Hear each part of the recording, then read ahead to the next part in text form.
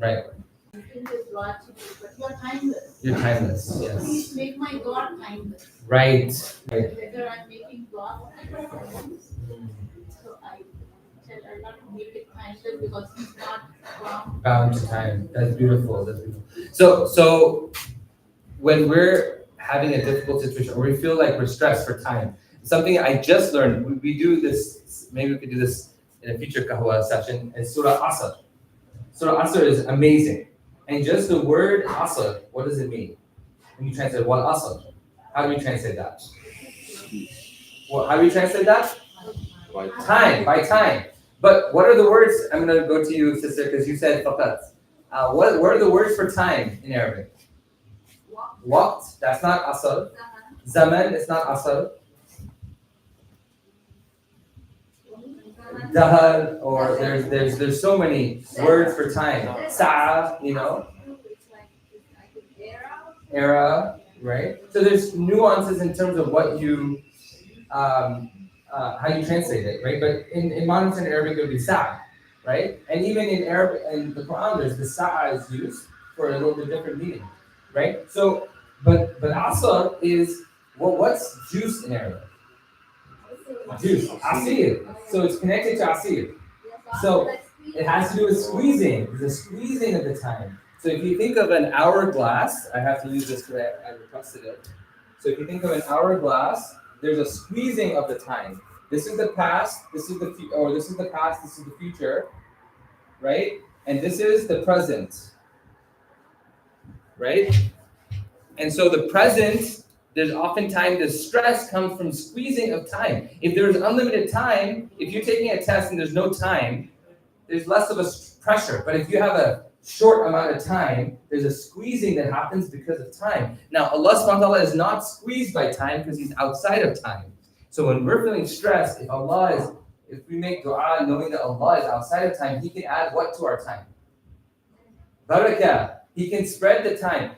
It also helps us when we're reading seerah or when we're worried about the future. We're praying istikhara. Allah knows the future because he's outside of time. For Allah, all of it is happening kind of in the same time. So when we're looking at the seerah, we're looking at it in the past. We're looking at the future, but Allah is outside of that. Right? So that's a very insightful point that this we would completely miss if we didn't know that there's no what a verb is in Arabic. Right? So that's an interesting point here. So we're not going to get into more detail. This is just a summary. It's a sneak peek into if you want to say that. Now the first half is about Allah and knowledge. The second half is about action. So we talked about how that everything before that is about na'budu, and we can't worship Allah unless we know Him. And then everything after is nasta'een. We seek help. And what type of help do we want? We want help in these specific ways. So one of the another point, noticing the types of words that are being used, noticing what is missing that is giving us insights, not just what's there. You can't translate word by word because you're missing the structure and you're missing what's missing, right? You can't translate something that's not there. So when something is missing from the text, and we'll look at that in Surah Falaq very clearly that there's something missing, that itself has meaning, that we're losing all that meaning when we're just translating word by word. Okay? So the second part about action, so the second part about action is Allah subhanahu wa ta'ala is giving us a general statement and then there's specifics underneath that. You'll see that pattern in both Surah Falaq and Surah Nas. That we don't just say guide us to the straight path. And which is interesting because you would think Allah knows what's in our heart. So why do we have to even say the dua? I sometimes think about that. Like Allah knows, I don't have to say it. Two, when I say it, why do I have to specify? Because Allah knows the specifics too. So why is the adab of the dua? One, to articulate it. Two, to specify it to a very high level. It's not like ihdina sirat. What would ihdina sirat mean? Sorry? Guide us to the path, right? Guide us to the path. Or the way, right? Mandalorian's coming out, right? Low pitch for him. But the way, they keep saying the way, which is true, it's the path, but then they don't get into we have the specific way. the sirat al-mustaqim, a specific path, not just any way, or not just any path, right? It's a specific path. And then, as if that was not enough, the path of those who you bless and not those, it just level of detail is fascinating. So why would, when we're saying dua, why do we have to articulate it? And why are we giving the details? When Allah knows everything. He's the one who taught us. Why are we saying it in that way? Any reflections on that? We're supposed to exemplify him, like take his qualities and everything like that. That's not for him, that's for us. That's our service. I think you're getting there, okay? To bring us closer to Allah and to show that we need Him. Okay, how does that bring us closer? Because if we didn't have to make dua because Allah already knew, Yes. then we wouldn't have that extra step that would connect us to Him. Exactly, yeah. I mean, it's really about us, not about Allah. Because we're not giving Allah any new information. And in fact, the entire argument some people make, why did Allah create the world, make us go through all this if He knows if we're going to be good or bad? If He knows, why didn't He just put us in heaven or hell from the beginning? Because He knows He's outside of time and He knows who He's creating, right? Do you think He didn't know that Iblis would end up turning? Do you think He did not know that the others would turn towards Allah, like Umar radiallahu anhu? Did you not know that they say he was beloved even when he was worshipping idols, because Allah knew that ultimately his core was good and he turned to that. But liyabluwakum, that He may test you. So even in our articulation, there's benefit to us. We're reminding ourselves first and foremost, and we're not giving anything new to Allah subhanahu wa ta'ala. Even in our worship, it's for us. All of the benefit, all of this is for us. Okay, next one. Ar-Rahman Rahim. Just any of the folks that were here, the difference between Ar-Rahman Rahim? Isn't it one is for this life and one is for the next? Yes, so Dunya wal Akhirah is one interpretation by Ibn Abbas, that Rahman is general, right? And again, that pattern of general to specific, wide to narrow, right? Wide to narrow. And Ar-Rahman is everyone gets mercy, right? So many blessings in this world, and do disbelievers get it? Do evil people get it? Yes. Do good people get it? Yes. It's a mixed bag to a certain degree that in this dunya, Allah is giving out bounty to everyone, like the sun. Like one example is like the sun. The sun shines on everyone, right? But then hereafter, وَبِالْمُؤْمِنِينَ رَؤُوفٌ رَحِيمٌ. For the believers, there's a special benefit, and that they say is like the sun ray. And for the hereafter, it's specific, right? There's am and there's khas. What else on this? Anything else? Also the tajweed of The tajweed is fascinating, right? And we'll again get to the tajweed in other areas too. And this is something about Majid point, the sound effects, right? And he wants to write a book. If anyone wants to work with him on the book, that he has all these insights about how the sound impact. And Surah Falaq and Nas, which we're going to be getting to this week and next week, is fascinating from that sound perspective. And that, again, you cannot translate that, right? You can't translate the sound into English, so you're missing that sound effect of actually the impact the words have because of how they sound, right? And then we'll talk about another impact that they have in Surah Falaq as well, that is literally staring us in the face, that we don't often think about or even understand, because we live in this very material society in which we don't think about magic, we don't think about sihr, we don't think about hasad, we don't think about evil eye, or we don't even believe in some of these things fully, but it's actually in the Quran and it's being explained right there to again highlight the power of the word goes beyond the fact that we can communicate with Allah, which is amazing. The fact that the Quran came in words, this is amazing. The fact that we can speak and communicate, which is amazing, because earlier people didn't have that level of speech, right?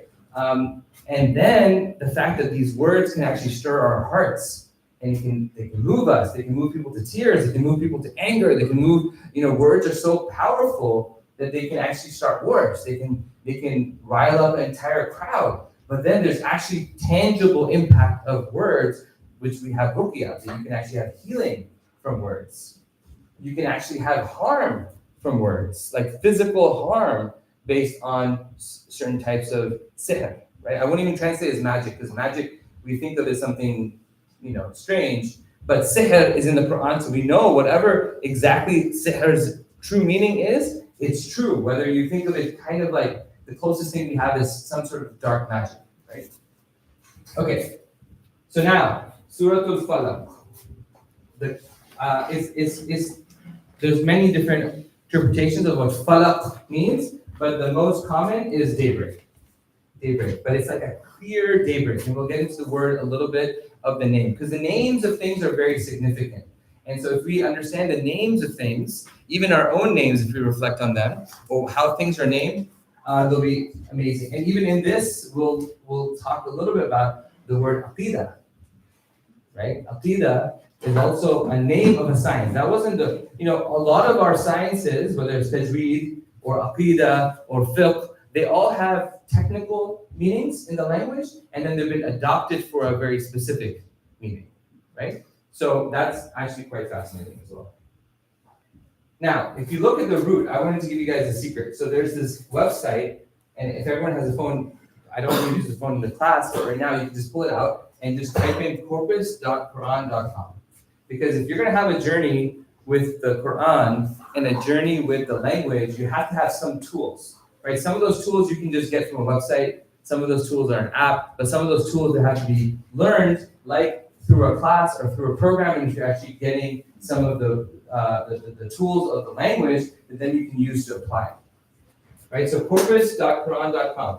If you go to Quran dictionary, you can look up any word, any of the roots of in the Quran. So they have all the letters here, and you just pull down, it's a scroll down, you don't have to type it. You can just pull out any 3 roots, and you'll see all the verses that have those roots. So you can see these connections that you didn't see before between verses. It's quite fascinating. And I pulled up Surah Falaq, so if everyone can just do Falaqa on there, you'll see the different usages of Falaq in the Quran. Anyone having trouble? Anyone got it already? Got there? So you go to corpus.quran.com, Quran dictionary, and then you put in the tab, you just say, you click on fa, and then you go falaqa. Okay, so this is my go-to when I'm researching a little bit of the roots, and it shows you all the ayat that have that root in it. So you'll see there's an ayat, فَانْفَلَقَ فَكَانَ كُلُّ فِرْقٍ كَالطَّوْدِ الْعَظِيمِ. So فَانْفَلَقَ is to part. So to get a full meaning of falaq, you have to look at some of the other usages in the Quran. That's tafsir Quran by Quran. You're understanding the Quran by looking at other ayahs of the Quran. So when people misinterpret the Quran, if they haven't even done that, that's like 101 stuff. That's why they misinterpret it, because they're not even looking at that word in context of how the Quran uses it in other places, right? And there's some words like darb, to hit. We're so simple and simplistic in our minds that we don't even realize that the darb has dozens of meanings, right? فَضْرِبْ لَهُمْ مَثَلًا, right? Even in the Quran, then give to them a example, right? That's not hit, right? There's so many words for that when you get into the deeper understanding, and so there's so much misunderstanding that happens because we don't even look to that first layer, which you could just look on here in a few minutes and figure out there's some richness to the meaning, right? So one has to do with part. So I want you to think about that part. Now you think about dawn. قُلْ أَعُوذُ بِرَبِّ الْفَلَقِ. That's the example here. The only time in the Quran that it's being used for dawn is in that surah. It's not used anywhere else. Then you have, because we have, what else is kind of the morning time, first prayer of the day? Fajr. So it's kind of, that's pre-dawn, but look, there's a fa. And oftentimes fa has to do with what? I think we discussed this last week. Fa has often to do with, even the letters themselves have meanings. The fa often has to do with open. So opening of the day, fajr and falaq. There's a connection there, and then there's a lot of other words that have fa in it that has connections to opening.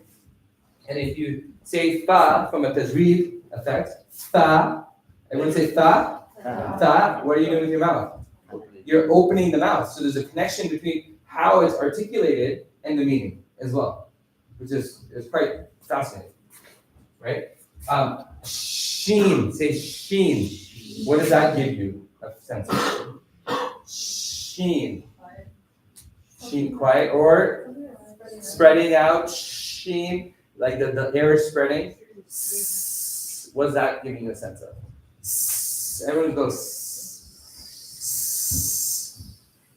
What is that? What animal makes that sound? A snake. And what do we say that's slithering or kind of sneaky or kind of like a whispering, right? Sinister. Some of that is there, right? So there's all these characteristics of sounds that are there, which again, sound effect. Okay, then we have in Allah faliqul habbi wan nawa. We'll go into deeper of that. So that's cleaver. Allah is the faliq. So we're actually there's a name that is being attributed to Allah. He's the faliq. That he is a cleaver of what? Habbi wan nawa. And those two words are fascinating as well. What's hab? Love. No. Hope. Who said love? Where's your mind, man? Where's your mind? That's hope. That's hope. Alhamdulillah. But that's fascinating, right? The fact that habba is a seed. Habba is a seed. And hub is love. So there's a connection between those two things, right?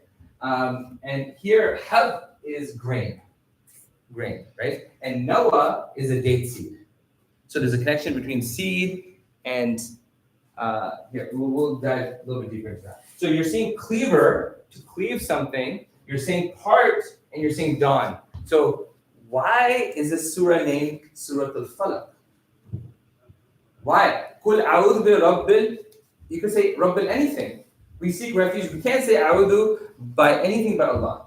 So we can say a'udhu bi rabbil, we can use different names of Allah, but we don't say we seek refuge in anything.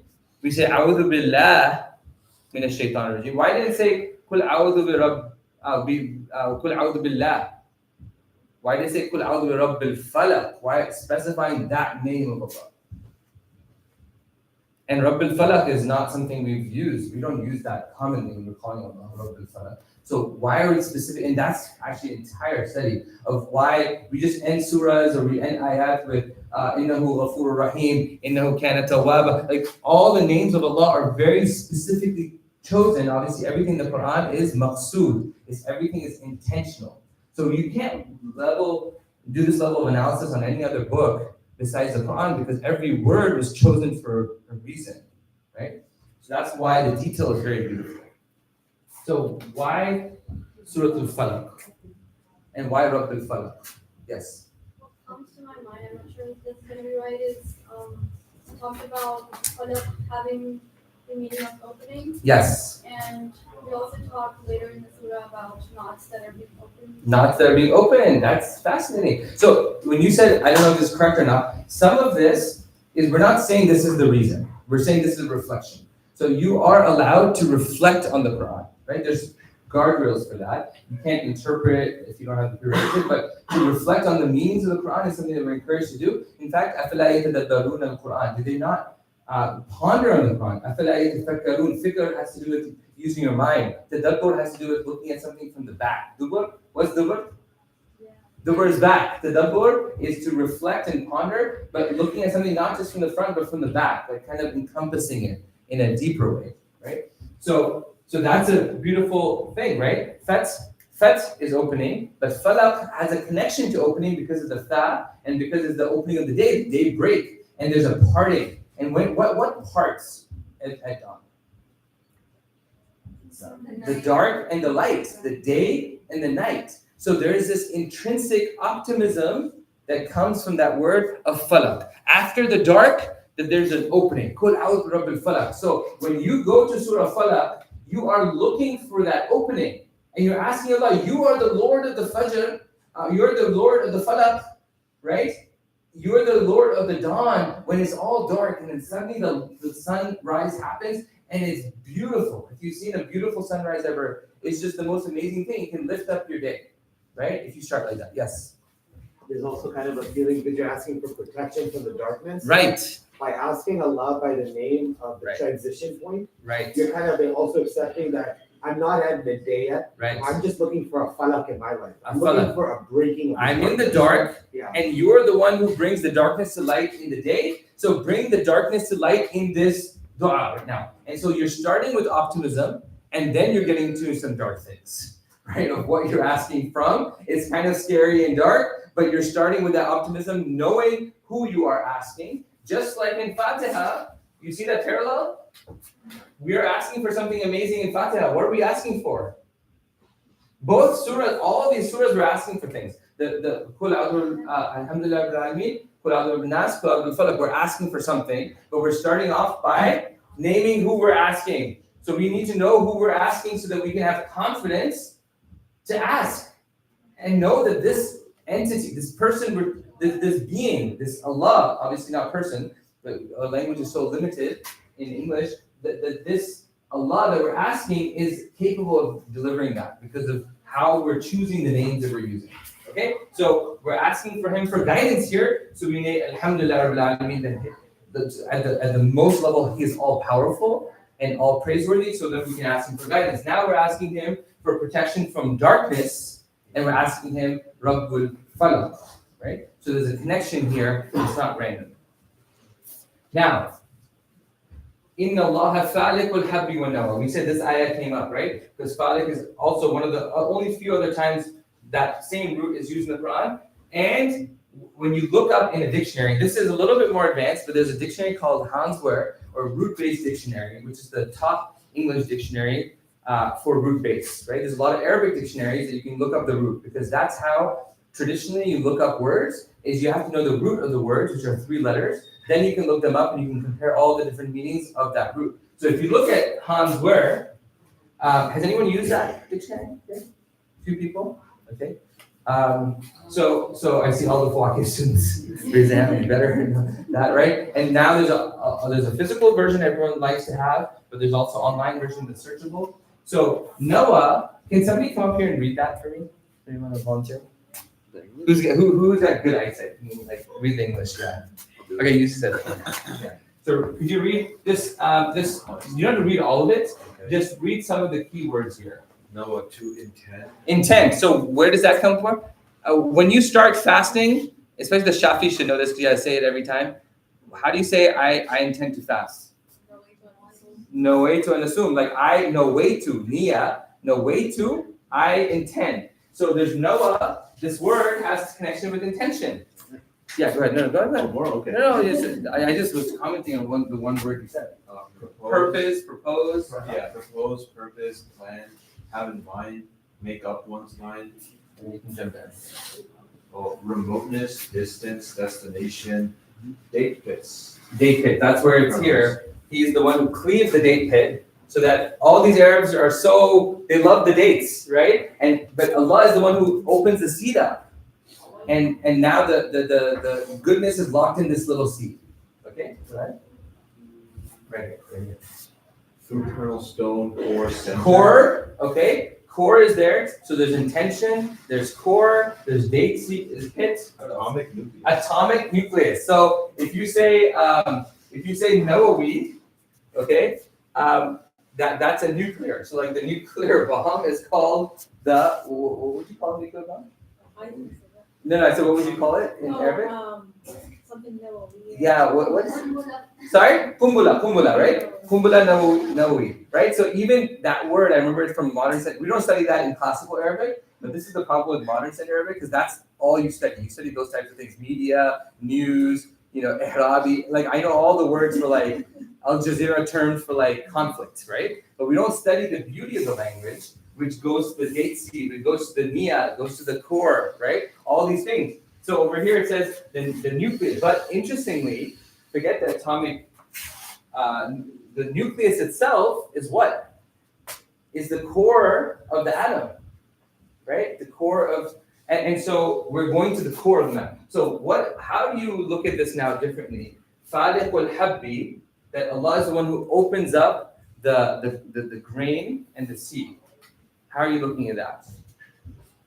In the word faliq, how are we getting a deeper sense of that word faliq? Getting to the center of the He's getting the center of the issue and opening it up. And even if you think about the day, it's like a seed, right? We don't know what the day is going to hold. Allah knows because He's outside of time, but we don't know what each day is like a seed that it opens up at that falaq, and we don't know what could come from it, right? And so there's all this potential in that day, just like there's a potential in the seed, and there's a potential even in an egg, right? Whether it's a mammal egg or a human egg, that you don't know who's going to be coming out of that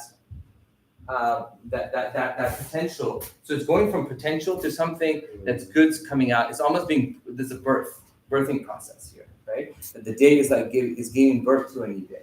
And also I think the fact that we start the day before you receive the day Yeah. in Fajr, so you are actually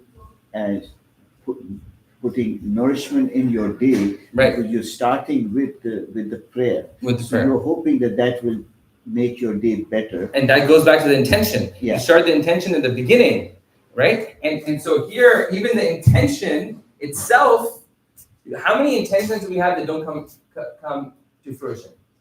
And we actually use the word fruition, right? Which is a fruit, from fruit, right? There's intentions there that are seeds, that are potential, that they don't actually come to fruition. Because there's some seeds that don't blossom and they don't become a tree. There's other seeds that do become a tree. But that seed was the same, and that intention is there. And inshallah, we get the reward regardless of the result, because the result is in Allah's hand, but we plant the seeds. Okay? So all that is just by going to this dictionary and looking at all these connections between that word, or else we would leave this. Allah is the one who cleaves the grain, and if you go to the translation, they'll get all very specific. Corn grain, or what type of grain, or date seed, or some people will say fruit seed, and we just get into that and we miss the point of why this word is being used and how this word is connected to all these other words. And just by looking at one connection between falaq and falaq, right? Okay. So now we get to the idea that all of this revolves around the core of the matter. So we're talking about the core here. We're not talking about something peripheral. We're talking about getting to the core of the matter. Okay, interestingly, there's a connection between words. You'll see, yes. All this time, we seem to be talking about the importance, the inner importance of the Arabic language itself, if I'm not mistaken. Well, if I'm also not mistaken, the Arabic language existed before the Quran was revealed in this world. Right. What is the importance of Arabic before the Quran was revealed, or was since the Quran exists as a revelation from beyond creation? Can we say, with our limited language abilities and our limited minds, that the Quran has eternal existence beyond time in its own right? And so that the Arabic language and all of the languages of the world came into existence so that spiritual truth would be made. It's accessible to us precisely because it's not accessible to us. What do you mean by the last part? I don't know. Okay, I got you until the last. Okay, maybe there's something there. So it's interesting that the Prophet was also from Adam al-Islam, generation by generation. There's progeny, and eventually the Prophet comes out, right, into this world. He manifests, and then you're having the Quran. The language is coming down, and then at a certain point, the language and the message and the messenger meet in that language, which is fascinating. So there's a cultivation of the people and the time, and there were even. If you look at the seerah, and we have Shah Imam here, who mashallah teaches the seerah, beautifully. And when you teach the seerah, where do you start? Do you start at the birth of the Prophet, or where do you start? You start before that. And some of Shah's, insights that he brings out, and some of his from his teachers, Sherman Jackson and others, is you start before the birth of the Prophet to understand the context by which the Prophet was born in. And same thing with the language is that you study the pre-Islamic Arabic and the poetry in order to understand the context by which the Arabic came, so that how are they receiving it in their time. So there's an entire study of the language of how it was in pre-Islamic times, so that when this was revealed to them at that time, we can better understand how the Quraysh and the native people who are understanding that, and the Bedouins, who their language was the epitome of their civilization. If you go across the world, even from that time, you go to Jordan, what do you see? You see Petra. You go to Egypt, you see the pyramids. You go to Turkey, you see all these ruins, right? You see these Roman ruins, but you don't see ruins partially because the later stuff was destroyed. Okay, I'll give you that. But the pre-Islamic society, they did not build major structures that were there. Their beauty, and they built things with the language. And the Bedouin culture was very transient. It was moving, but the language was there. They were the epitome of the language. So the Quran came down as a miracle in their own language, at what was peak of their civilization at the time. Okay, so here you'll see falak, and you often see these words, right? You'll see two letters are the same, and the third letter is different, right? And those letters, because the intrinsic letters have meanings, there's sometimes a connection. You don't want to go too far and making connection between everything, but there are clear connections. So you see falak and falaq, right? What does falak in the Quran? Kullun fi falakin yasbahun. Everything is in a orbit. So there's a connection again going to the sky, right? Falak. And the interesting thing about this, falak, if you look at kullun fi falak, what's interesting about that line right there, just from a letters perspective? The same letters, front and backwards, right? As if it's in that itself is in an orbit. Kaf first, kaf last. Second is lam. Second to last is lam. Then you have fa is third. Third to last is fa, and ya is in the middle. Okay, so that's, what do you call that in English? Sorry? Palindrome, a palindrome. Okay, so that's pretty fascinating, and it's swimming. Everything is swimming in an orbit, right? And the falak is every 24 hours you're having this orbit that's creating this amazing daybreak. Okay, so there's a connection here, even though the last letter is kaf versus qaf. Okay, that's one interesting thing here. And we're gonna get into ghain. What does ghain often indicate? Anyone know? Fa is opening. Fa, gha, gha. What's a word from ghain? Right. Ghuyub, ghuyub. What does ghuyub mean? Hudan alladhina yu'minuna bil ghayb. Those who believe in the ghayb, and we'll actually get into that. Why this is so important to believe in the ghayb, which is said when in the Quran is that said? The very beginning. Alladhina hudan. This guidance for those who believe in the ghayb. Starting off, hey, this is who is going to benefit from this. And the very end, we're talking about the ghayb here in falak and nas as well. Okay. Yes. Ghafla. Ghafla is what? Heedlessness. Where did the Prophet receive the Quran? Ghar, in a cave. What happens when you drown? What's the word for drowning? Gharaq. What happens when you drown? You go under the water. So a lot of ghain has to do with, what's a cover? Actually, a cover in Arabic. No, with the ghain. Sorry? Ghata. Ghata is a cover, right? A lot of the ghain words have to do with covering. Okay? So that it actually helps memorize vocabulary quickly. Yes? Sorry, what does ghaib mean? Ghaib, somebody translate? The unseen. Those who believe in the unseen. So it's not just what you see, it's what you don't see. And these surahs are a lot about what we don't see. And that is our biggest challenge, living in a materialistic world, in a scientific, everything is measurable, everything. We know there's so much that goes on that you do not see. And these surahs are bringing those things to light, that there is harm that you do not see, that you need to seek protection from. We try to seek protection from all the harm that we can see, right? We put our security alarms, we get all these things for health insurance for our physical bodies, right? All these things, but there's all these harms that are not physical. And now we can even start seeing that, right? There's radiation, there's sound that can harm you that you can't even hear. There's a spectrum of sound. If you just look at the sound spectrum, there's sound that we cannot hear because it's too high or too low frequency.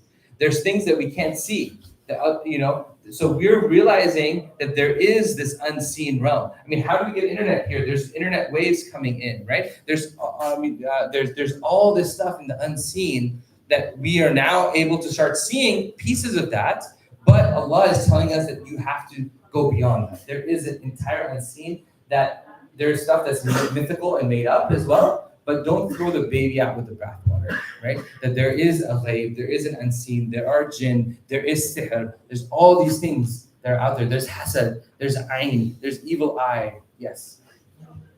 So when you're saying that unseen, is it also like not just the vision, like things that are. Potentially, but potentially there's things that we can't see that are like the thoughts and intentions and things like that, because hasad itself is something that's in the heart, right? So that is part of the unseen, and we can't see it, but it actually has an impact on people, right? Even if you look at how advanced societies were, when the medical system was in Islamic anatomy and things like that, they had these drawings of maps and the human body that were meticulous, and they're so, and some of them, the eyes, they have the light coming out of the eye instead of going in. And initially they used to think that was bogus, that they were just made a huge mistake on that, right? But in reality, now there is some proof that there's actually an impact that looking at someone can have, right? Not just on the person looking, which we know it can have an impact, right? The sound and eyes have an impact on our heart, but also outwardly. And the very silly, simple thing, have you ever felt somebody looking at you? Like literally, like it's not from a peripheral vision. You just feel somebody looking at you, and you're like, and then you look and somebody's looking at you, right? And so, what is that? Like, what is that? Like, how can you feel somebody looking at you, right? Like, even if they're behind you, right? So, Allahu Alam, exactly what that is, but the eye, we know that there can be harm that can be done by looking, as well as maybe even benefit. Okay, so interesting. An-Nas and Al-Falaq, because these two are connected. Because the Prophet ﷺ used to seek refuge from harm through these two surahs. Oftentimes, when do we do these surahs? Before we sleep. Okay, in the morning, a lot of the words people do, like litanies to protection for the day, include these surahs. If you have a concern or some sort of an ailment, you do these surahs. And interestingly, that in the magic, it says naffathat. They do this blow on, in some of the magic, they blow on knots. We're actually using that same technique to protect us. That people do the blowing, and this is actually authenticated. It's not some sort of grandma's thing that they do, but they actually blow. It's not spit, and it's not blowing. It's somewhere in between. It sounds like you're spitting, but you're not spitting. You're not taking any spit out. And so you do the surahs, you blow, and then you wipe down. And there's hadith on how the Prophet ﷺ would do that. And when he couldn't do it, Aisha radiallahu anha would do it, and then she would use his hands to wipe him and her. So there's these protections from harm that were done by the Surah An-Nas and Surah Al-Falaq. So what's the difference between the two surahs? Just like we talked about the difference between Rahman and Rahim, we often mix them. Over here, we often just throw those two surahs together. What's the big difference between Surah Al-Falaq and Surah An-Nas? One word for each. Ooh, unseen versus seen. Unseen versus seen. Okay, so explain. Oh, I was thinking Qul A'udhu Bin-Nas, Malik An-Nas, like the Lord of mankind. Yes. Ilah An-Nas means. Sharr al-Waswas al-Khannas. Yeah, I guess it keeps going to mankind, which is. It's going to mankind, that's Yeah. true. It has to do with mankind. So if you say Qul al-Falaq, in Sharr ma khalaq, from the evil of what you created, mankind's in there too. So that's not quite it. Any others? Okay. Maybe this will help. Okay, when you say Al-Falaq, say it, Al-Falaq. Al-Falaq. And then say the second surah. An-Nas. Why do you say Al-Falaq and not Al-Nas? Why do you say An-Nas? There's letters. There's two types of letters. There's some that when you say Al, you say them Al and then the letter. So Al-Qamar itself is named because you say Al and the Qaf is pronounced. The other Ash-Shams, these letters, you say and you don't say the lam and you mix them and say Ash-Shams. So when you're translating it, you'll say An-Nas and you say Al-Falaq. So the lam is not there, even though in Arabic the Al is there, the people, but when you're pronouncing it, you're combining those. Over here, you're differentiating it, you're not combining it. Okay? Which is interesting. So that's just a side point, but there is some insight as to when words are very explicit versus they're kind of combined. Okay, so now let's see, get back to that as to how it's significant with these surahs. But let's read this together. A'udhu billahi minash shaitanir rajeem. Qul a'udhu bi rabbil falaq. Okay, can you say bounce the last letter? Because all of these are what? For people say tajweed, Qalqala. qalqala. So it's interesting. Every letter here that's ending is from the what are the letters of qalqala? Qutbujat, right? So when you have a sukoon on those letters, you bounce it. So you say, you don't say falak, because that can also sound like falak. So you say falaqa, you bounce it, just those letters. Qutbujat, those are the letters that do it, right? Min sharri ma khalaqa, wa min sharri ghasiqin. Or if you stop, you would even say ghasiq. So even there's a qalqala there in the middle if you stopped. Ida waqab. ومن شر النفاثات في العقد ومن شر حاسد. Or if you stop, you say حاسد. There's even a qalqala. So there's like 1, 2, 3, 4, 5, 6, 7 qalqalas in this short surah. There may be even other ones that I'm missing or surahs. There's big qalqala and small qalqala, right? So that's interesting that all of these have this bounce to them. Okay, but these are Surah Falaq is seeking protection from outwardly things, outward harm, physical harm. So if you think about it, Rabbil Falaq, from the evil that he created, and from the darkness, okay, from the darkness, from the blower, those who do magic, from the hasid, from the hasad, right? Sorry? Envier. A negative envy. So all of these things are things that cause us physical harm. Surah Nas, okay? Qul a'udhu birabbin nas, malikin, nas, ilahin, nas, min sharril waswasil khan, nas, alladhi yuwaswisu fi sudurin nas min al-jinnati wan nas. Very different feel. The sound is very different. One has all qalqalas, this has very little to no qalqalas. Definitely in the end, there's no qalqala. And the scene has to do with like kind of a spreading type of thing, right? It's kind of a soothing, spreading. So that's interesting, right? We have this, and in Tajweed, there's another word that's for that scene sound itself that has the soft sound. Okay, so this has to do with protection from spiritual or psychological things. So there's an outward protection and there's an inward protection, so you're fully covered. Just like Rahman and Rahim is full, but could be short-lived. Rahim is specific, but is long-term. So you balance, those two balance each other out, just like Surah Falaq and Surah Nas, they complement each other in that way, that you're getting the outward protection and you're getting the inward protection. And for the outward protection, there's a lot of, it's al-Falaq, it's outward, very clear. An-Nas is a little bit elusive, right? It's kind of mixed because it's not as clear. Sometimes the inward harm or the whispering is not clear, right? So it's a little bit subtle. There's a subtlety there. Okay, so that's one interesting thing here. Now we're going to go into, we talked about Lord of the Dawn. We're saying min sharri, sharri, sharri, sharri. Sharri is being repeated, right? But it starts off with, okay, what's the difference between the darkness and the uqad, the knots, and the envier? What's, if you were to say, what are we trying to seek protection from in each of those? Yes. From the person, the action, and the things. And the time.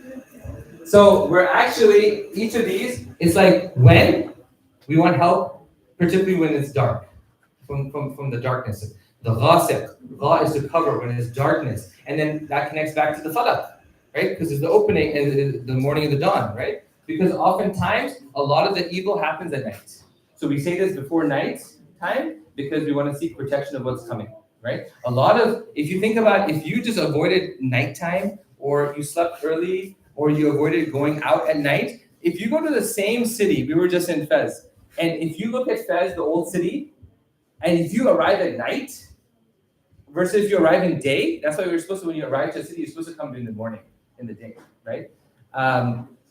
Is a world of a difference. The world of a difference. Like a lot of the evil of the night goes away in the morning, right? People are going to work, church is on Sunday morning. I mean, there's a lot of goodness that happens in the morning just because of the sunlight and because things are transparent, right? There's the versus hidden. A lot of evil things happen when things are hidden, right? So you think about that. So subhanAllah, there's this light versus dark metaphor even in our day that we can tangibly see when you walk into any environment when it's dark versus light. Okay? So when the darkness, what? The uqad, the knots, and who? The hasid. So it's not that clear because an-nafathat, there's also who there, but at a broad level, we're seeking refuge when, what, and who.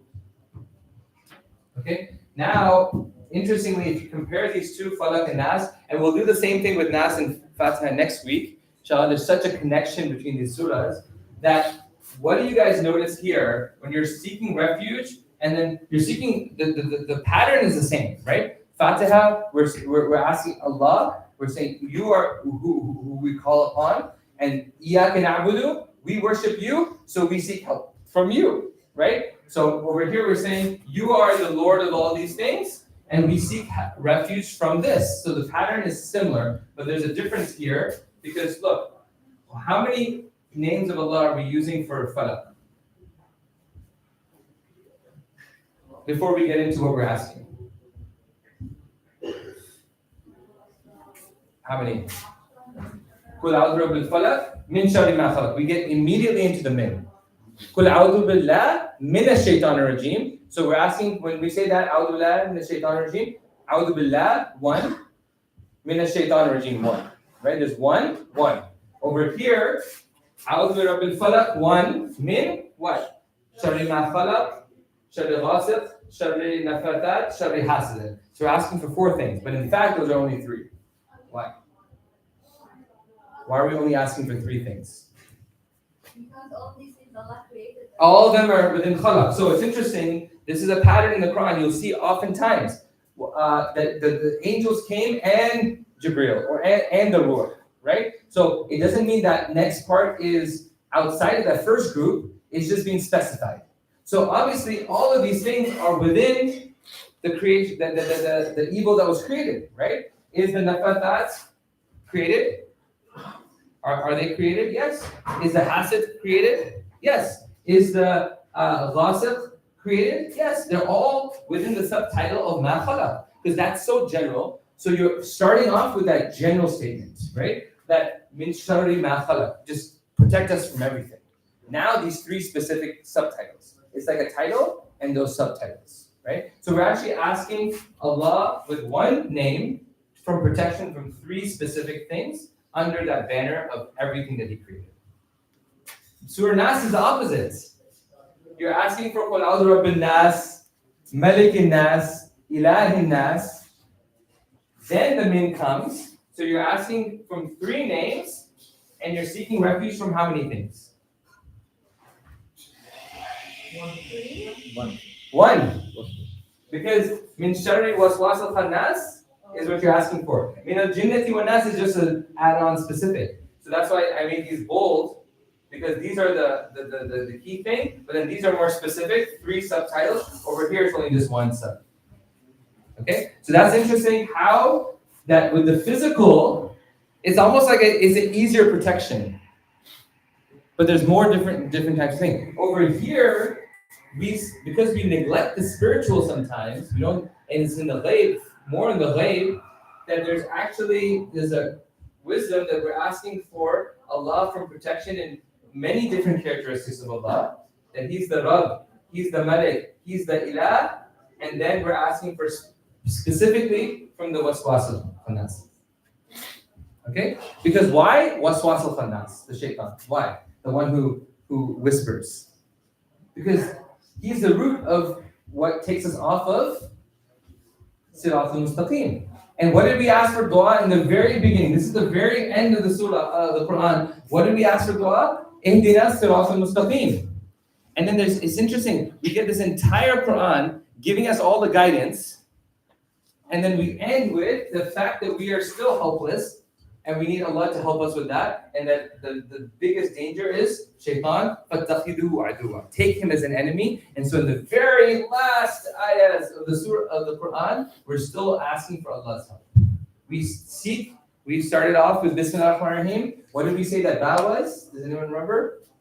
The ba is asking for, yes, Or the help, asking for help. Ba al-isti'ana, ba of asking for help. And then we start the Quran by asking for help, and we end the Quran by still asking for help. Even though all the guidance came, the guidance is not enough. The help and the acceptance from Allah and His protection is still needed at the very end as well. Okay? So these are both protecting from harm in different ways, and there's different tools and there's different level of technique in which that harm is being requested. That's why these surahs are so important for us to recite. Okay, let's take a pause. Any thoughts, reflections? Yeah. So if both of those students are students who are supposed to read in order to get protection from physicality things, Yes. why modern like Islam, like Muslim psyche, are the way evil eye is interpreted is usually through the superstitious realm rather than the physicality realm. Like, why do most Muslims when they think of evil eye is like, oh, someone looks at me, I'm gonna drop it. Like, why is that the superstitious going to be more interpreted rather than the physical side? So why? Let me replay that. You're saying why is evil eye looked at as more superstitious rather than actual physical harm? Which is interesting because it's in that physical part of the surah, right? Of all these things, that there's a physical harm when the Prophet ﷺ had a physical sihr done onto him. They even have the story of who did it. There's a rabbi, and he's had that I think more than once in his life. That there was a specific knot that was blown into, that was put in a well that they had to go find and then to unknot it, and they read these surahs on the knot and on the Prophet to heal him, right? So there was actually a physical harm to some of this sihr, right? So that's interesting. Why do we not believe that? Why do we think of it as something superstitious or something that's not tangible, physical? Like why do most Muslims like they when they think of evil eye, it's like Yeah. this constant fear, living fear, like almost Right. like that has more power than your Lord and whether it's predestined. Right. And so, at the end of the day, subhanAllah, like some people err on the side of not believing any of these things, and they're very materialistic. Like, hey, and that's dangerous because then angels come into doubt, then jinn come into doubt, then akhirah comes into. I mean, it's a slippery slope when you don't believe things you don't see and you can't touch. Right? That's a problem. That's why that belief in our faith is so important. Of what is we believe in what's seen. We use science. We don't deny any of the material, but we say there's something beyond that, right? But then there's other people that go on the other end, and they're now superstitious about everything, and they're living in this world of jinn. They're living in the world, but then they don't anchor the fact that just in this surah, subhanAllah, how concise is it? Min sharri ma khalaq. That from the how is this word? How do you translate min sharri ma khalaq? From the evil of what you created, right? But it's not. There's no takhluq of what He created, right? But we translate it as from the evil of what was created, right? Even though it's not it's not passive, but it's amazing. This is where actually we're foreshadowing my next point. Is that here, right? Min sharri ma. From the evil of whatever. Ma is open of everything, ma, sharri ma, everything that was created. So first you're putting in your mind that these are all creations of Allah. And they're within, thus the logical conclusion is they're within Allah's control. And so let's say that there's harm. We're not denying the harm, we're not denying this stuff, but we know all of this is under Allah's control. So once we have that belief, it actually disappears. All of these things, the evil of shaitan goes away when we say, A'udhu billahi minash shaitanir rajim. The evil of these things go away when we have that firm belief that Allah is in control of all harm. That's what removes fear, is when you only fear Allah, all other fears go away. When you truly only fear Allah. And that ultimately is our goal, right? Is to really believe and fear Allah, and then all these harms can go away, but then there still are techniques by which Allah has taught us on how we seek help, how we make dua, how we seek to remove harm, and we take the means like medicine and other experts and other things in any field, But there is that first start off with having that firm belief. I don't know if that helps. Yes. It's just something you were talking about, so- yeah, I've done that once, but yeah. Like with falak and nas, you have, right, the qalqala, the bouncing at the end of falak, the hums at the end of nas. There's something interesting that I was reading about a few months ago, that for certain types of darkness, they've started doing something in psychology that's vibration therapy, right? Yes. Where you literally feel different vibrations. Right. And in Morocco, where we were, they used to have traditional hospitals where they would use musical instruments to do vibration therapy. So the fact that when someone's asking protection from darkness, you're actually hearing the qalqala vibrations throughout. Right. It had like a beautiful impact. Absolutely. I mean, the Quran has a physical impact on us when we recite it in the specific way. And you feel the emotional side, but you can actually have a physical response to some of these things. And we know that. I mean, when somebody could say something to you and you're very calm and you get very upset, right? So like there was a story that two doctors, they were debating, and one was a believer, one was not a believer. And the one doctor said, how do you believe in this thing that you can read these enchantments or whatever in the Quran and you feel like somebody could get healed? You're a scientific person. How can you even believe that? How can words change someone's state, in medical state? And so then the guy didn't respond. He just started cursing him. He just said, "You're this, you're terrible, your mom is this," or whatever. And the guy got furious, right? And he's like red in the face, and he's like about to kill him, right? And he says, "Look at what a few words I just said did to you," right? And so it was just it's a silly example of like how words, subhanAllah, if you got a phone call and you got some terrible news, you could be lying on a beach and you're like relaxed and you're suddenly so upset. You've never been more upset in your life. You got this terrible news on the phone, right? So those are just some words. That information, that words. Now and then there are other people. You go to a concert and there's the favorite song comes up. All these emotions, nostalgia comes up, and they physically are feeling differently, right? It can relax you. It can rally you up. Words have such an impact. We haven't scratched the surface of what impact it has. But you're right. There's meditative things that are happening. There's vibration therapy. There's all sorts of things that happen that actually are impacting us beyond the physical. We've limited ourselves to just physical, cause and effect. But there's so much more. Okay, so let's keep going here. Min sharri ma khalaq, right? So we're talking about that. There's an adab in the Quran. I want all of us to look out for this in the Quran as well. That we could have said, we're saying Rabb bin Nas, Rabb, right? Over here, it didn't say min sharri ma khalaq Allah or khalaqta, that you created. Because as-sharru la ya'udu ilayh. Like we don't return the evil. Even though we know Allah created it, so it strengthens us to know that Allah created shaitan. It's not, some people have this thing of like, it's evil and bad. It's like a conflict between evil and bad. Allah's on one side and shaitan's on the other side. And there's this battle, right? It's not the case. Allah created shaitan. Shaitan has no control. Shaitan is a servant of Allah, right? And even in his conversation with Allah, you can see that he is even admitting that, right? So there's no evil and good in that sense. There is people who follow shaitan and there's people who follow the prophets. There's a battle there between us. Shaitan is not Allah's enemy.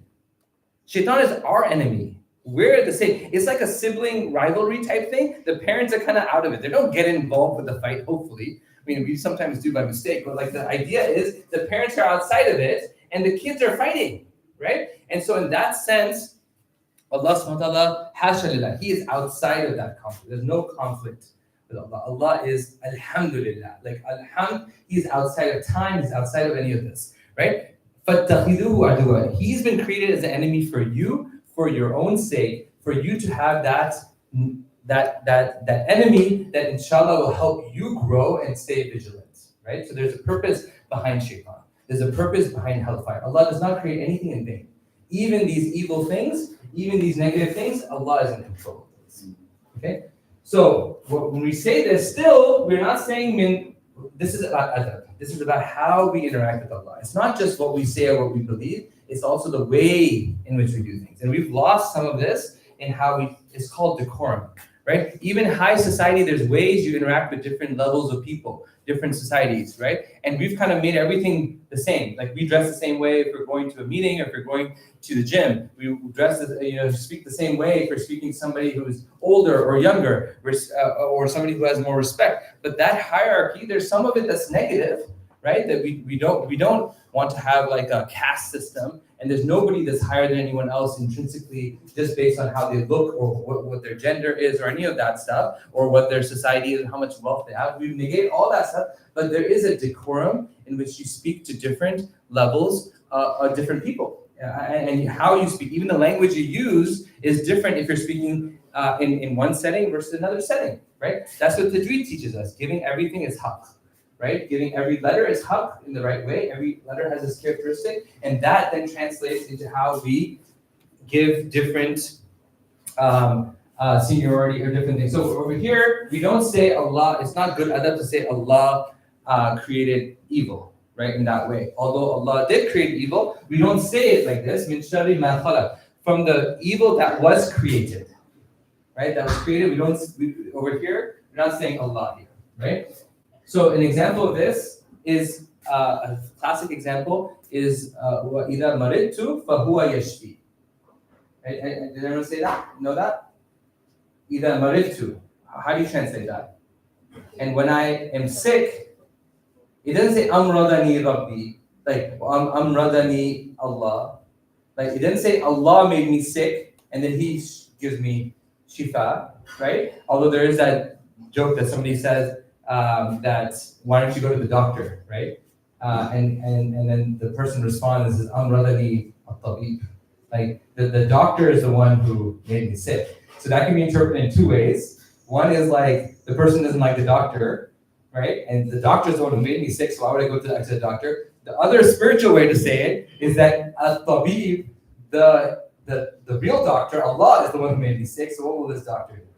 Right? So that's actually not using this. It's saying Amradani, that the tabib made me sick, and in a very loving way that Allah made me sick. So I'm satisfied with my state because Allah made me sick. But over here, it's not saying فَإِذَا مَرِضْتُ, if I am made sick. It's not saying when Allah made me sick.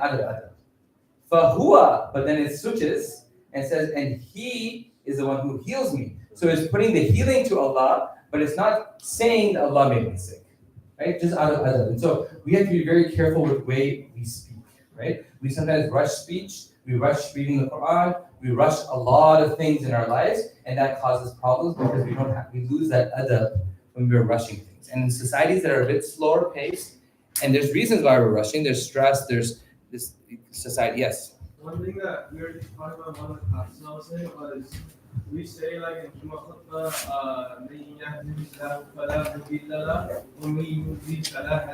yes, and beautiful. We say like, if whoever Allah guides, no one can misguide. And instead of saying whoever Allah misguides, we say whoever is misguided, only Allah can guide, because it is us who misguide ourselves. Exactly. So you're attributing the negative to ourselves, right? Like, I mean, a good leader does this. Right? There's so much insights for this, for work, for profession. Wisdom can be applied in any place. So the people who actually really say this is how Islamic civilization spread. It wasn't just because the Quran just opened the door, right? It's because people internalized it and they started applying these lessons and these wisdoms to all aspects of their life, because they're seeing, hey, if I'm getting trained in this level of sophistication and detail that you don't learn in school, then you can now apply this when you're in your relationships. You can apply this at work. Right? So a good leader, there's so many leadership lessons from the prophets. They're some of the best leaders you can see in the Quran, is that when something goes wrong, the bad leader is blaming everyone else and say, I told you, we should have done this, we should have done that. I knew this was going to happen. See, next time, listen to me. Versus saying that, another higher level is like, we failed together as a team. Versus a higher level is to say that, no, I did something wrong, right? I should have thought about this before.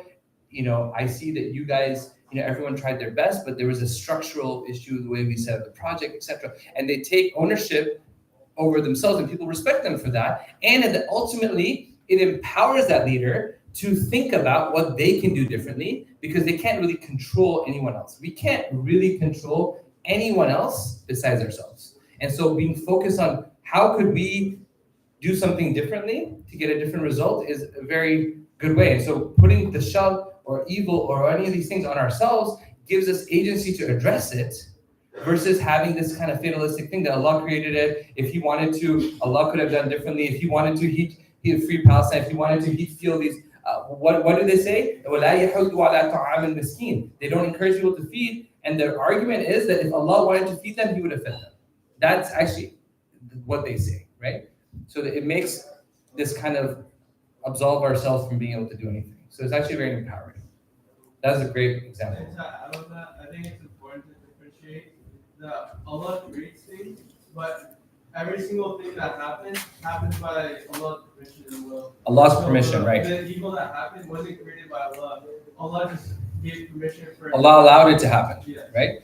That versus Allah doesn't like things, right? But He allows things that He doesn't like to happen, which is interesting. And then another example of that, people say that that's why the problem of evil, alhamdulillah, doesn't exist at that level it does in Islam because of this philosophy, is that evil is the absence of darkness. Darkness is the absence of light. It's not intrinsically there. Once light shows up, the darkness disappears. It doesn't have any intrinsic value. So that's one example they use, which is interesting here because there's a lot of the analogies between light and dark. So when the sun comes up, it's not like the evil disappeared. It's that it wasn't actually there. The darkness wasn't there. It was just because the sun wasn't there. So if we show up and we do our job, right, that goes away. You don't have to directly address it. You indirectly address it. And that's how the Prophet ﷺ did, right? He didn't go there. And sometimes we are there like, what's that game that you like knock down everything that's coming up? What's that? Whack-a-mole, right? Sometimes we feel like we're playing whack-a-mole in our day, right? Everything, this problem comes up, we address it. Then there's another, and it's like plugging all these holes and these leaks. Right? You put the leak here, and then it comes out from another area. We put the leak here, you plug that hole, come out. But the Prophet ﷺ, what was his approach? Right? And this is the same thing, again, going to leadership in business, right? When business is going south, there's all sorts of things. People are upset, right? The motivation is not there. The clients are, the refunds, people want refunds. And then the motivation is not there. People aren't joining. People are leaving. The money is not good. All that stuff is happening. But the source of these issues are usually one major thing, right? Even in our lives, we have all these little problems. And in Quraysh society, you could make a list of all the problems they had in Mecca, right? They were fighting. They had infanticide, right? They were treating women like property. They were doing all these things, but the solution, all the problems were many, but the solution was one. The root issue, you could address each of those issues from a social justice way, making arguments, but the root issue was they didn't have belief. Did not have akhirah, did not have guidance, did not have light. That light came, وَجَاءَ الْحَقُّ وَزَهَقَ الْبَاطِلُ, right? The batil goes away when the light comes. Right, so mashallah, that's some of the insights we can get from this and some of the adab in which it is said. Another example, you already gave a beautiful example, is that in Surah Fajr, notice this, you'll notice this all through the Quran. Especially if you learn the difference between active and passive tense, it'll be very helpful because active is used with good things attributed to Allah, and passive tense, it happened, right? So إِذَا دُكَّتِ الْأَرْضُ دَكًّا دَكًّا. When the earth is entirely crushed, and there's another part here of دَكًّا دَكًّا. It actually sounds like it. What's it when the meaning sounds like the word? Sorry? Yes.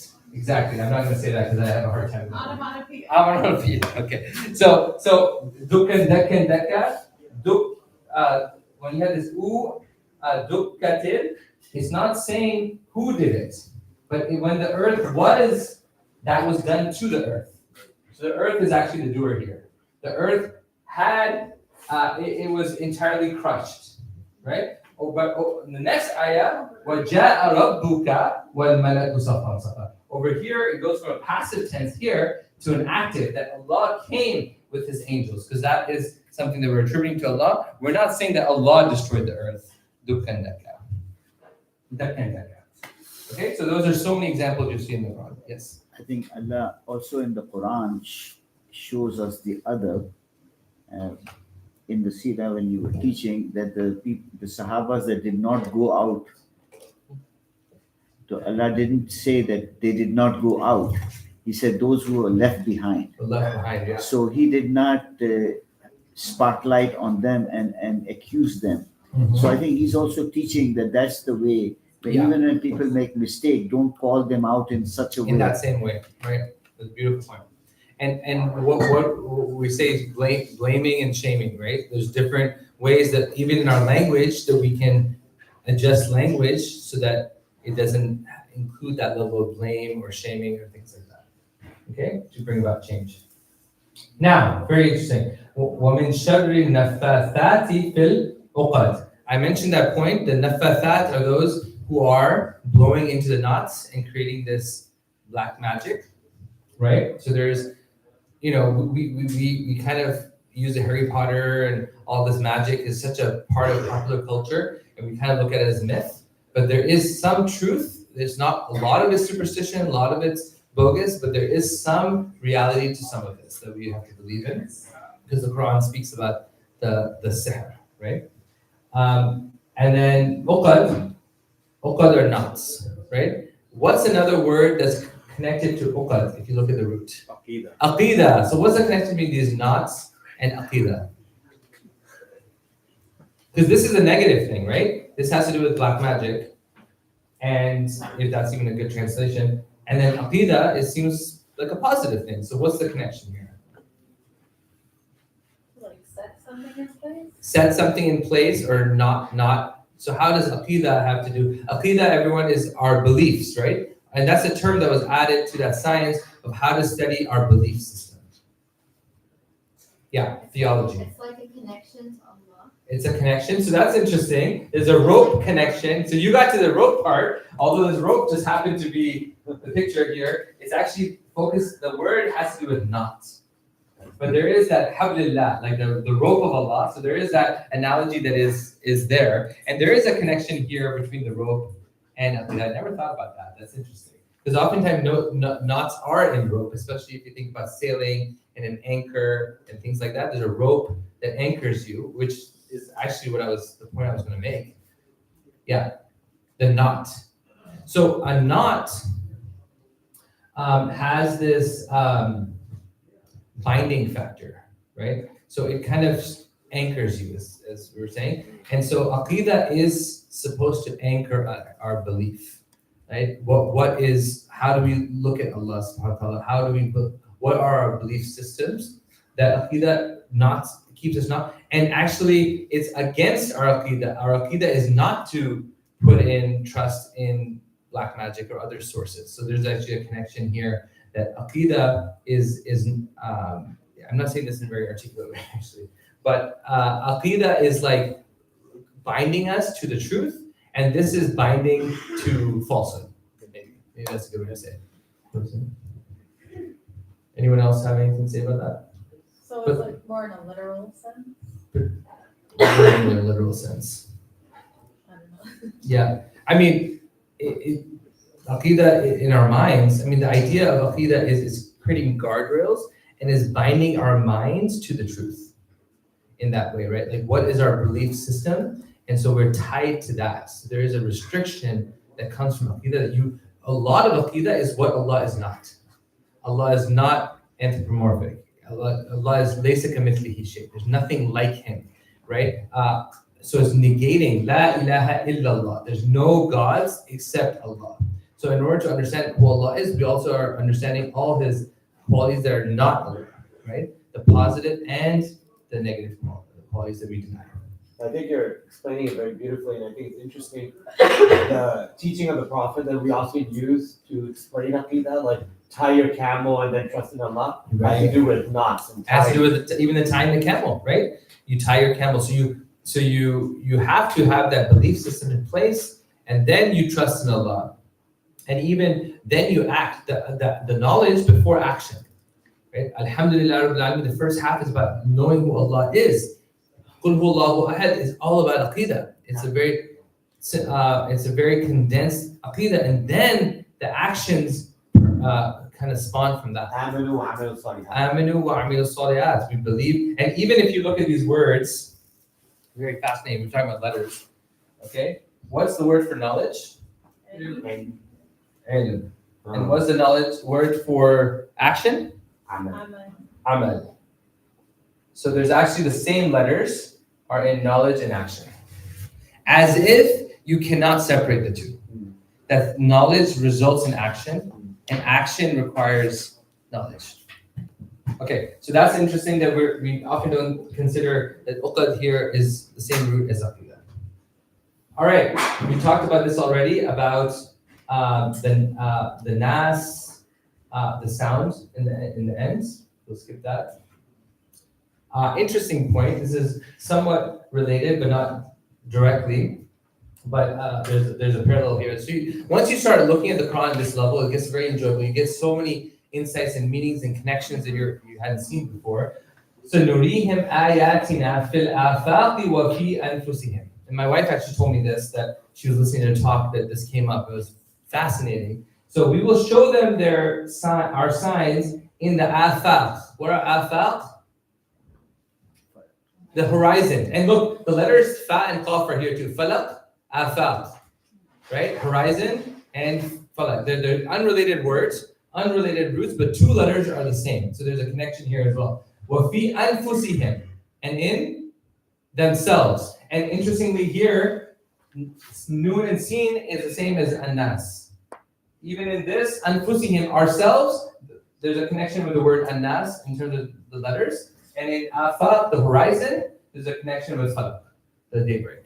That's actually I thought that was pretty interesting. But what's the connection? Why would we show them the signs in these two things? What's the connection between the horizon and ourselves? I mean, you could say that, okay, we are a microcosm of the world, right? That's one thing. That's pretty profound, but I'm not going there right now, right? The cells and the orbit within our atoms you go, like they say, if you go 10 degrees deep versus 10 or 10, what's it, exponential? How do you say exponential? Degrees? No, 10 order, 10, a magnitude of order 10 up or 10 down, like zooming in with a microscope versus a telescope, right? You end up seeing things that look almost exactly the same, which is amazing, right? But those are all fascinating things. They're scientific and things like that, but there's something more. External versus internal. That's and I've heard that before, and it's a very insightful thing. Actually, I hadn't thought about it right now. But external versus internal, the cosmos versus the atomic level. The connection between our bodies and the earth and Mother Earth and those types of things, like when the earth is sick, we're sick, vice versa, those types of things, right? But there's something else. What is the horizon?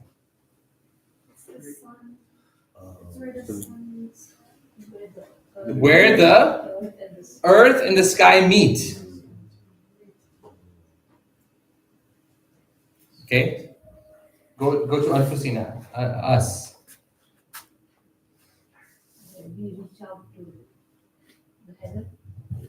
There is a point here about revelation and the prophet, the revelation coming down to the man, the Prophet ﷺ. So there's a guidance component here, but something else. We are what? We are composed of what? Two things. Yeah, the body is from the earth. Minha khalaqnakum wa fiha nuridukum. When someone passes away, we just buried Dr. Yaqub last week. And what do we say? Minha khalaqnakum. We created you from it, from the earth, from the dirt. Wa minha nuridukum. And to it we will return you. But what are we returning back to the earth? The physical body. It goes back to where it belongs. That's where it came from. And somebody said something interestingly. All of our material is from stardust. So actually, we're created, all of the material from the planet, we're created from the physical being is from the planet, which is from stardust, which is fascinating that we are connected to the stars physically, right? But then that's not all we are. We're not just animals. We're not just physical material world. That's where society falls short. That's materialistic and just superficial. And this is what all these surahs are telling us about the ghaib. What is from the ghaib within us? The soul, the ruh. So we are the meeting between the ruh min amri rabbik, right? It's from the command of Allah that there is that spiritual component to us that meets the material, that comes together like the sky and the earth. and we are literally standing on the earth, but our dua and our spiritual connection is to the sky, right? So we're also in the middle, and the horizon is in the middle. It's where the earth and the sky meet. Okay, so that is fascinating. I never realized that those two are connected in that way, that they have the similarity between the horizon and ourselves. Okay, and in some ways, there's a connection between Surah Nas and Surah Falaq in that way, because one's talking about the horizon, one's talking about ourselves. Okay, so just a foreshadowing because we're finishing up now. Last week we talked about the khatam of the Quran, and what's ring in Arabic? Khatam, right? Is a connection because the Quran is not linear, it's circular in the sense it ends with Surah Nas and it connects you back to Surah Fatiha. So just like Surah Falaq and Surah Nas, we see them as connected. There's a connection between Surah Nas and Surah Fatiha as well. And so there's just a foreshadowment of that. What is the connection between Surah Nas and Surah Fatiha? We'll just touch upon it and then we'll get into it next week, inshallah. I had not seen this until someone pointed it out myself. We read it every day. And oftentimes when we're in a rush, we're actually reading those two back to back, and we still miss it. I mean, how many people read Surah Fatiha and Surah Nas? Yeah, I would say like probably 10% of people praying are putting those two together every day. They both have a Malik. Both have Malik. Okay, let's start there. All right, so there's Malik and Nas, and Malik or Malik.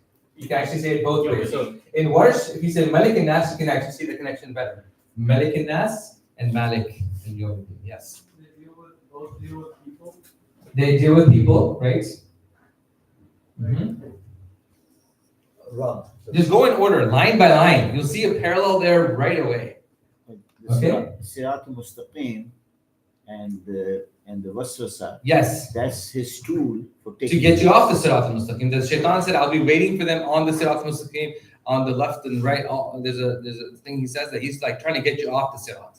Right? So there's a connection between Shaitan and Sirat. Yes? So I think when you said line by line, I kind of see it. Yes. They both all start with like talking about Allah's attributes. Allah's attributes. And then it goes down to like. Right. It goes to the attributes and then it goes down to what we want. Right? So that's the high level attributes and then what we want. That's true with the other surahs too as well. The Surah Falaq. Now if you look at Rabb Nas, Alhamdulillah, Rabbil Alameen. Rabb. Then the second one, Malik and Malik. The third one is a little bit, you have to think a little bit more. Ilah. What is the definition of Ilah? What's the difference between Ilah versus Allah versus Rabb? All the different names. Ilah is what?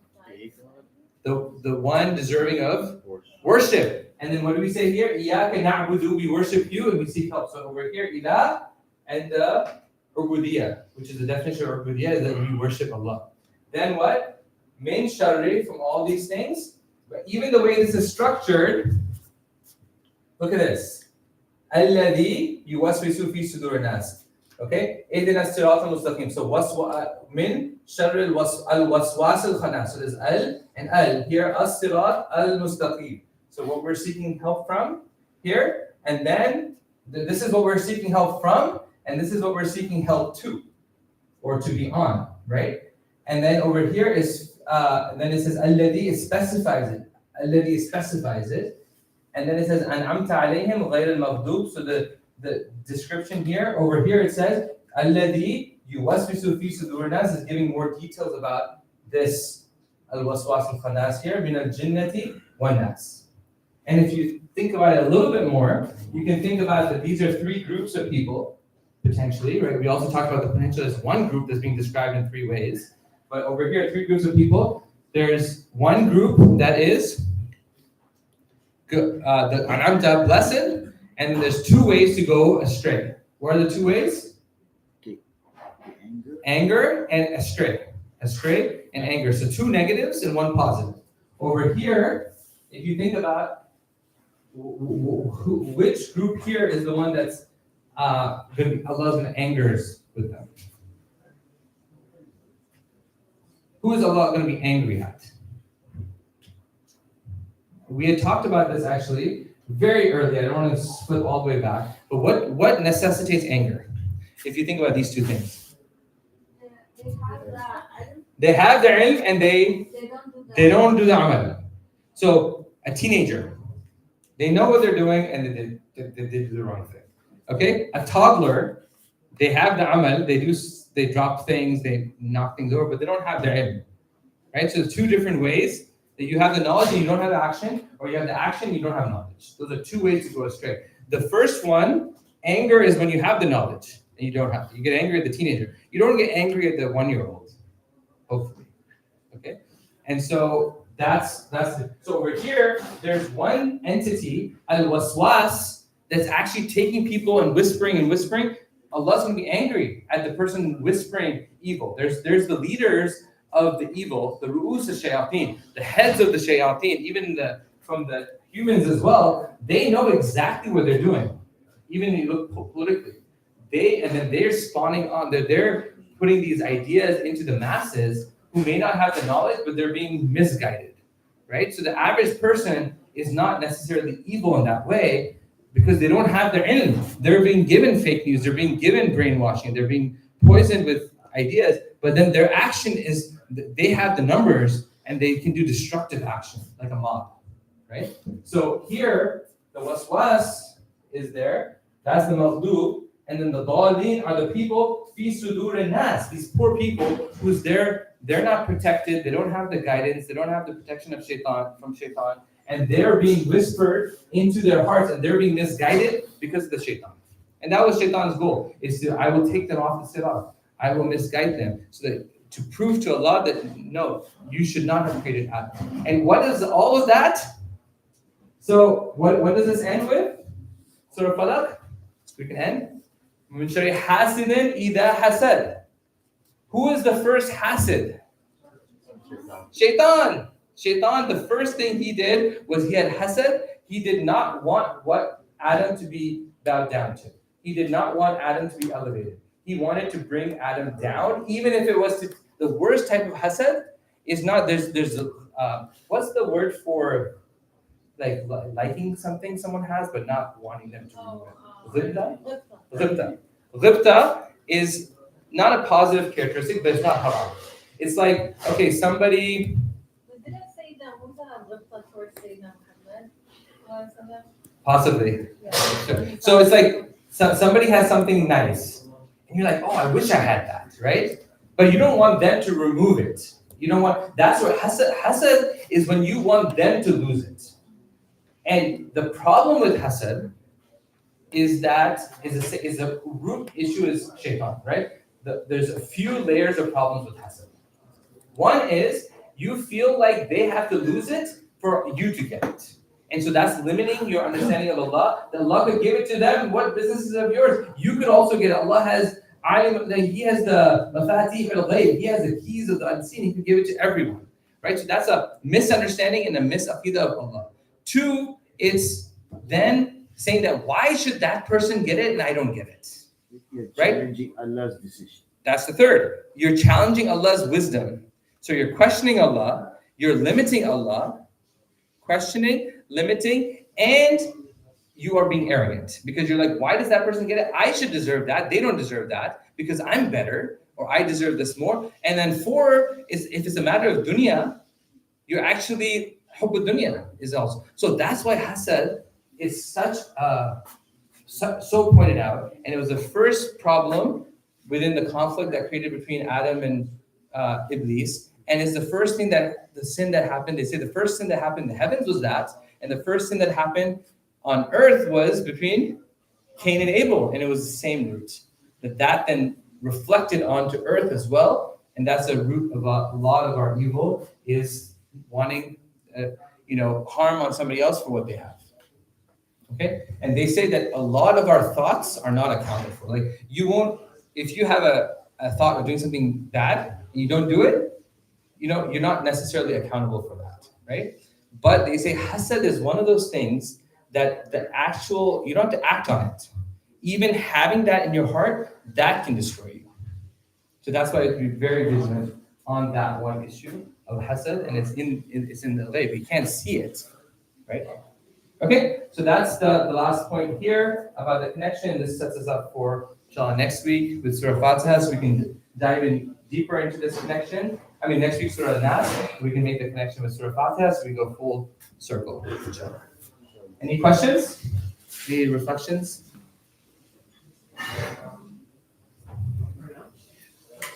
Okay, Jazakallah khair. I enjoyed that. Umar, your I can rock one. 10.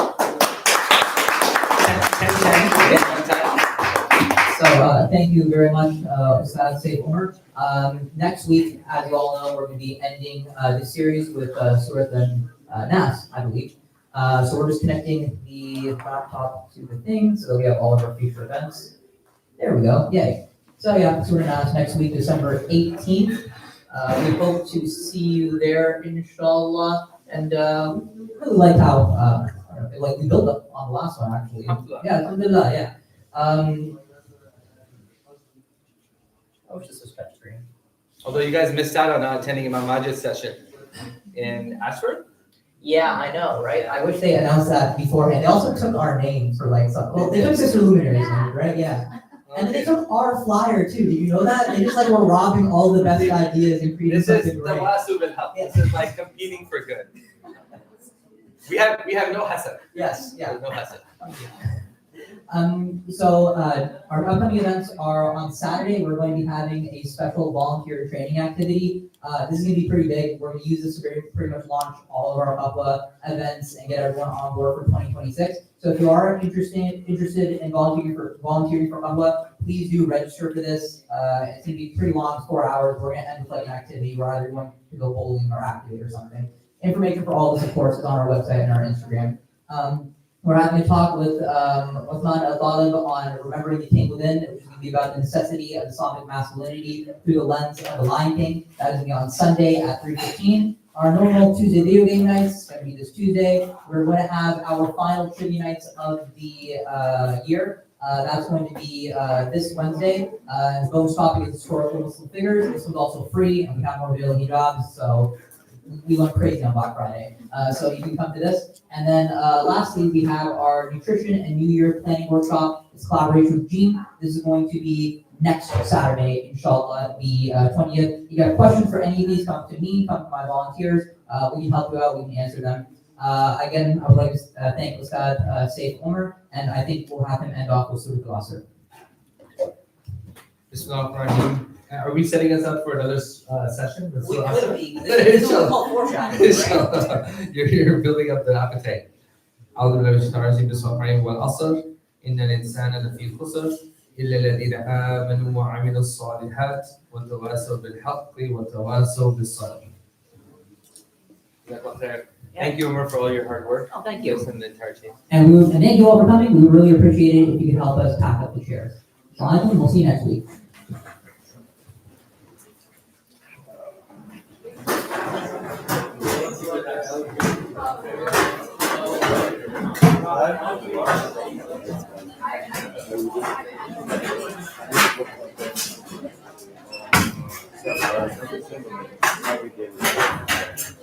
I just heard you were Daniel's learning about it. I'm curious what it looks like. It's a limited format, so 12 people, right?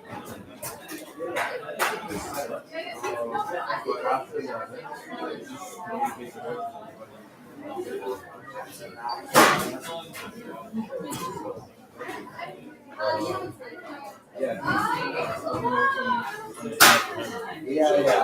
He's considering one option.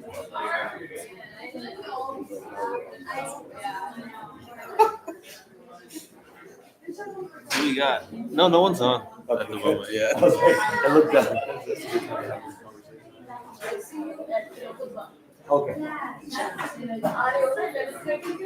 Yeah. No, I don't think I have a plane lecture. You're running away from me? I'm not debating. I'm not debating. I know when people get vaccines in the middle. I know. Saturday. It's been for me to it's been 8 days. I'm playing live. That was good. It's like, I'm Megan. Yes. Remember? You look familiar. You look very familiar. From the SAP dinner. Cameron. How you doing? That was not. Good, just like, No, what is work? Yes. No, I remember you. Yeah, Right. you came with them. Wait. Yes, yeah. I didn't. Yeah, yeah. Okay. I know you. I'm sorry, in the back, like, I've seen her. Yeah. I remember you. How are you? I'm good. How are you? I never expected. the renovations work based on Oh, that, right? That was okay, the right now. like, Yeah, yeah. And then part of the FFC, Until after a while. After- Always in the it's just how much of the director. I was on the that January 9th. Yeah, we can't do January. Semester doesn't start. Yeah.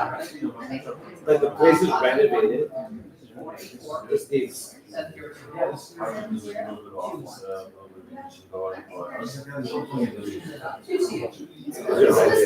Yeah, exactly. I love language and linguistics, and I came here not expecting it to be like this, and I'm just, wow. Yeah, so I was really international places. Yeah. So it was challenging. So I was like, this will be a fun project.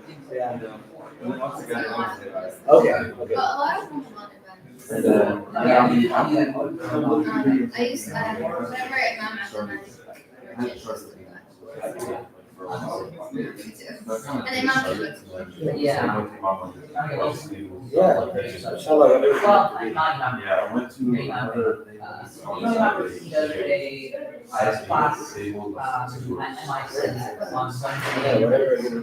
I'll keep my eyes also obviously. I see, like, We need everyone. I haven't told anyone yet. I can't told my parents yet. Leadership is not working. So he does have a class director. So he's, And I think it's part of he's at Bayan most recently. He's at high level. I met him at Rehla 20 years ago with Sheikh Hamza. But he was with Habib Ali. He was the head of Taba in Abu Dhabi's organization. Yeah. But he was with, you know, Sheikh Waleed Muslim. Okay. Imam Zayn, they were all together at Rutgers back in the day. But he was like, yeah. So he was the master student, but he's the top, maybe top Aqidah scholar in the US. Sheikh Imam. So he's actually just moved into the business. He's in Centerville right now in a hotel, but he's moving by Hawa. So he was just kind of in transition. A lot of our scholars lose their jobs. It's like a tough time for them. Yeah. But they don't have savings rates. Yeah. So he was also in like a bind, but he was like also known over 20 years. He was one of the amazing scholars. So he was like looking for just a home base to write, translate. So the realtor I worked with, his kids are older now, but his him and his wife. And so he just needed a place to like settle. My realtor friend Farrell, that's my place. She's part of the community.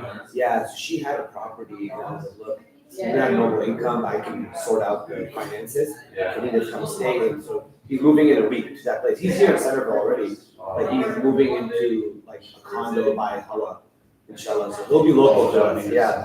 Yeah. So we're gonna be doing some projects together. I'm helping him build a little organization. I was like, it's a big deal. So he's like really top 10 scholar. Yeah. So we have him local. But I was thinking, I called you 2 days ago or yesterday because he's in Centerville and I thought you were in Centerville. So I was gonna just introduce you guys. So that was in Maryland when he moved. I got him a hotel just for a week in Centerville, close to our house. So the hotel's like right by your family. So that's why I called you. Just to let you know. You know, the other big thing that happened was the Adams Gainesville, mostly it's not built. They have a structure now, like a modular structure, in which they do all 5 pairs in. And I used to go to pairs that they did in Apple School before. And then just things happened, I was looking for everything. And then I started going to them, and I'm just like, yeah, it's so settled. That I have money finally coming Oh, out. yeah, awesome. Yeah. So, The fact that they're building that, the fact that this family, there's nothing better. Shantae's also obviously probably in her life. Like being around that always a benefit. So alhamdulillah. Yeah, when you are brainstorming what to do with that place, let me know. Because just in case I know anyone that's been into the community, I can kind of put that, because I would have just rented that. But if you end up being in that place where you're looking for a tenant, let me know. Yeah, because my sister-in-law is a Sidra that moved in Centerville also, because I'm in a townhome. So there's a few people moving in out to the community, so I'll keep that place in mind. I'm glad you're doing what's best for you at this stage. You're not forcing it or anything. That's cool. You also see Airbnb. Yeah, that's my cousin did. You have to furnish it. Childhood, Yeah. townhome in Centerville, he's Airbnb. Yeah, yeah. As long as that will require furnishings. Exactly. I found pretty cheap furnishing though through like